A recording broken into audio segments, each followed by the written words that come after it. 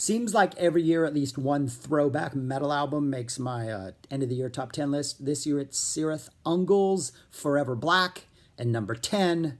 It's got riffs, it's got licks, it's got great guitar solos, it's got cheesy ballads, it's got really metal titles to their songs. My number 10 for 2020, Cirith Ungol, really good. It sounds like it came out in 78 or 79. Great album, check it out.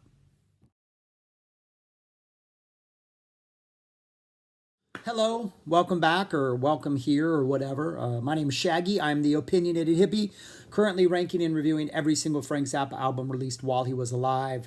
We're currently on number 35, Them or Us. If you've heard this album, you're probably wondering how it could be so low on the list. Why is it not closer to number 1? And if you haven't heard this album, you probably think it can't be very good if it's number 35. But no, it's really, really good. That's how good Frank's catalog is that we're at number 35 and this is still a really, really incredible album. I just have a couple problems with it, which I'm going to get to in a second. It was released in 1904. It's essentially a document of the 1982 band. It's a mix of like live stuff and studio stuff. Sounds pristine, sounds like it's all studio stuff, though Frank did do some xenochrony where he laid over live tracks on like studio tracks and he messed around with stuff. There's another track that dates back all the way to the 70s on here. So it is, again, like Frank, a little all over the place, but it's mostly a document of the 81-82 tour. Steve Vai on guitar, Tommy Mars and Bobby Martin on keys, Wackerman drums, Tunis bass, Ray White vocals, and Ed Mann on percussion, plus a whole bunch of other musicians on this. But anyways, why is it at number 35 and not closer to number 1? The reason is this double LP, which means it has 4 sides of music, one entire side, the first side, I never ever listened to. I don't like it.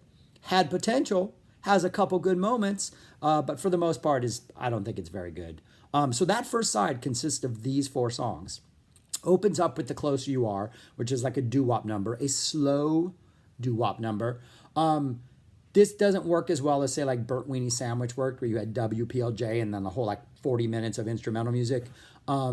If Close You Are had been followed by Sinister Footwear, which is what kicks off side 2, I think that would have been a phenomenal 1-2 punch. As it is, Close You Are, which is kind of lifeless, I think, very pristine and sounds good, but kind of misses something. That goes into In France, which I dislike immensely. Kind of a cheesy blues number, making fun of France. Johnny Guitar Watson puts in an over-the-top performance. Works better in a live context because it's usually bookend by better things, but here, don't like it. Don't ever want to listen to it. That's followed by Yahazna, which is Frank messing around in the studio. So it's a really good guitar riff played by Vai, just this kind of very repetitive, churning, kind of chugging riff.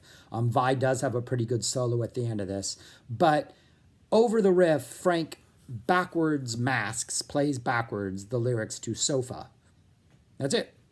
So he takes this riff and then lays another song over it backwards, throws in some Lonely Little Girl lyrics, throws in some Valley Girl, Moon doing her thing backwards, and that's the song. And then it ends with a Vai solo, which is a pretty good solo, but still, it's just kind of rough to sit through. I think it's 6.5 minutes long, and it's maybe only the ending solo is all that's worth it. So I don't ever want to listen to that. And then the side closes with Charlena. I love Charlena. I love it live. I love the original Flo and Eddie version. Frank brought it back in the 80s and did incredible guitar solos in it. The live version on You Can't Do That on Stage Anymore, Volume 3 is a must-hear. I don't like this version. I don't need this version. Dweezil has a solo in it that doesn't sound like it belongs in there. Sounds like, again, Dweezil played a solo and Frank laid it on top of Charlena, though I'm pretty sure that's not the way it was intended. But it's just, I like the original or I like it live. I don't like this version. Again, it's just a studio. It's been reggae-fied a little bit, as Frank would do with a lot of things in the 80s, which I'm not a big fan of. But yeah, so side 1 is just kind of, I don't ever want to listen to it. So again, 25% of the album is out, which is why this fell all the way to 35. Then you get to the rest of the album, which is phenomenal. Sinister Footwear 2, one of those highly elaborate instrumentals with all these interworking parts and these long passages of really hard, difficult stuff to play. One of Frank's best guitar solos ever. When I get around to doing my top 10 guitar solos during Frank's life, this one is on it. This is a mean, nasty, in your face, aggressive, ugly guitar solo. I think by 81 and 82, Frank had taken everything he had learned from Baloo on how to make the guitar make noise, and everything he had taken from Vi and how to be really aggressive while making your guitar make noise, and turned it into his own inimitable type thing. Sinister Footwear 2 is the solo is the perfect encapsulation of Frank's guitar playing at its ugliest, meanest, most aggressive. Phenomenal solo. That's followed by a Truck Driver Divorce, which is another country song with a really, really, really long solo at the end. This is an example of Xenocracy, where Frank takes one track and lays another track over it, though not recording to that track, just laying it over. So we have a drum track, and I don't know where the bass track is from, but a drum track, which I think is studio, and then a guitar track, which is a Zoot Allure solo from the 81 tour, just laid over this thing. Phenomenal solo. This is just, it's an amazing, it's one of those solos that the more you listen to it, the more it pays off. It doesn't immediately grab you, kind of meanders all over the place. Frank visits a lot of different like sonic territories. It's a journey, but well worth it.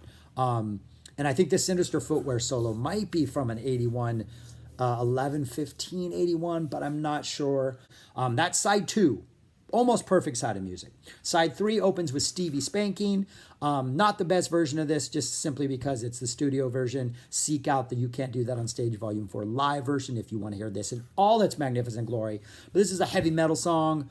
Great riff. It's about Steve Vai and a groupie. Really explicit lyrics, some good guitar playing, some good riffs. Fun little song.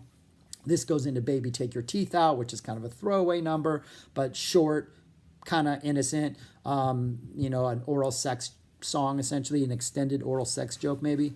And that's followed by Markson's Chicken, which is a great instrumental song. This is another one of those really weird, elaborate 81, 82 pieces that Frank wrote for Vi and Mars and Man, which kind of highlights their strengths. It's got a wicked guitar solo in it. This guitar solo, I think, also comes from like a live show, an 82 show, but you cannot tell. It sounds like it could be studio. Another just really aggressive, in-your-face solo, a really fun song, instrumental. And then side 3 closes out with Planet of My Dreams, which is a leftover track from the Hutchintoot space opera that Frank never did. There are some songs on Sleep Dirt, Flambe, Spider of Destiny, Time is Money.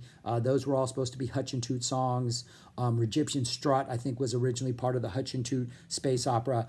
So this is like a minute 37 of just pop perfection. It is just this short little ballad with some amazing vocals, great lyrics, it's perfection in a minute and 37 seconds. And it closes out side 3 just with a awesome. And then the final side is starts off with Be In My Video, Frank making fun of MTV in the 80s, and it's got some good vocal performances on it. Again, a harmless little number. That goes into Them or Us. Them or Us is a guitar solo. In 81, maybe not 81, in 82, and then for a while in 84, I think, but not often, maybe not at all in 84, but definitely in 82, during the Black Page number 2, when the solo section would start, it would go into this vamp, which was essentially this dun-dun, and then it would go on for a while, dun-dun, and kind of repeat this really dramatic, like, 2-beat, dun-dun, kind of vamp, and then Frank would solo over that. There is an example of this on stage. You Can't Do That on Stage Anymore 5 on that Black Page number 2. Plus there are a couple cuts, at least one cut on the guitar album which uses a Them or Us fan. But that's what this is. This track is a solo. It's the Them or Us vamp with a solo, Frank playing it. Not sure if this comes from a live track. I'm assuming it's probably excerpted from a live show, but I don't know which one that is. If you do know, put it in the comments below, please. And then the album closes out with a little song called Frogs with Dirty Little Lips, which apparently was co-written by his son Ahmet. Again, that's a fun little innocent little song, kind of silly. And then the entire album closes out with Whipping Post, the Allman Brothers number, which I don't really like because it's very polished, and I'm a big Allman Brothers fan, and you really can't find anything better than that Fillmore East live version of Whipping Post. I mean, you know, and then any other live versions from the early 70s of them doing that song. And this great solo. Bobby Martin does a great job singing his butt off. But again, it's good in a live context. I don't need it on an official album. At least an album that doesn't pretend to be a live show, but feels more like a studio album.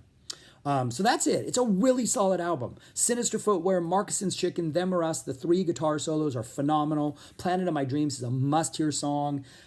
If this had been cut down to the length of one album, and this is the way I would envision it. Side 1, you have Sinister Footwear 2, Truck Driver Divorce, Stevie Spanking, Baby Take Your Teeth Out. It's like 22 minutes long. Side 2 opens up with Markison's Chicken, Planet of My Dreams, Be in My Video, Them or Us, Frogs with Dirty Little Lips. A nice little one-side album, 22, 23 minutes on each side. That album is easily in the top 20, maybe top 15. Probably doesn't hit top 10, but the material on here is phenomenal.